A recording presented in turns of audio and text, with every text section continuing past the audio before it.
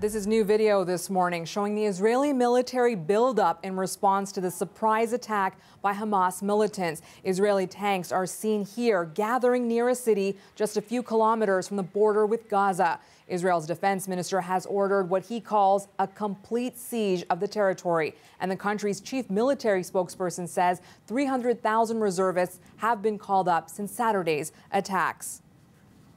I want to bring in Robin Wright for more on this. She's a foreign policy analyst and joint fellow at the U.S. Institute of Peace and the Woodrow Wilson International Center. We've reached her in Washington. Robin, thank you for taking the time. Israel's military now says it has retaken control of all communities around Gaza. What's been standing out to you about the unprecedented nature of this assault since Saturday?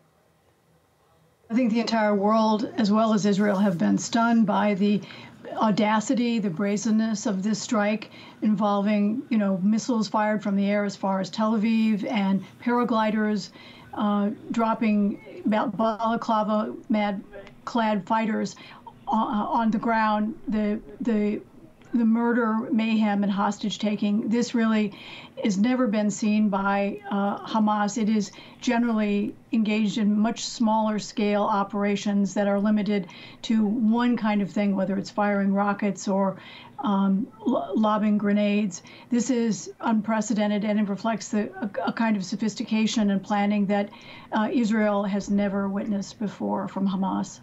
And Hamas claims to be holding more than 100 hostages across various parts of Gaza. The Israeli defense minister has promised that Hamas will pay a heavy price, but that heavy price could potentially be complications for Israel, given that those hostages are in the enclave. How does that play into how Israel may respond now? I think the hostage factor is going to be the most complicated in this conflict, and that eventually there may be a point that there is some kind of cessation of hostilities, a long way from now probably. But the hostages will be held because they provide a kind of human leverage. We've all seen hostage dramas play out around the world. Most recently, the U.S. and Iran engaged in a hostage swap. That the human lives, the human trauma, the way it haunts a whole society is going to be something that makes it difficult militarily, makes it very difficult diplomatically, and gives Hamas even more leverage than it has with its arsenal. We know that Israel does not negotiate directly with Hamas. There have been reports of possible mediators like Egypt or Qatar. Do you think it's too early for those kinds of discussions, that Israel would even consider doing that right now? But again, more than 100 hostages potentially. Most of these conflicts between Israel and Hamas play out in phases, and there is a provocation and then there's a military response. In this case, the military response is going to be, it may be unprecedented in terms of what's happened in the Palestinian territories. And only when Israel feels at a comfortable point that it is in control, that it has punished Hamas, incapacitated its military wing, destroyed its arsenals, will it even consider diplomacy. But there will be, because of the hostages, ongoing conversations with intermediaries, notably, as you're absolutely right, Egypt and Qatar have played the biggest roles in the past, to try to figure out some way to bring what they call hudna, a temporary ceasefire, and release the hostages.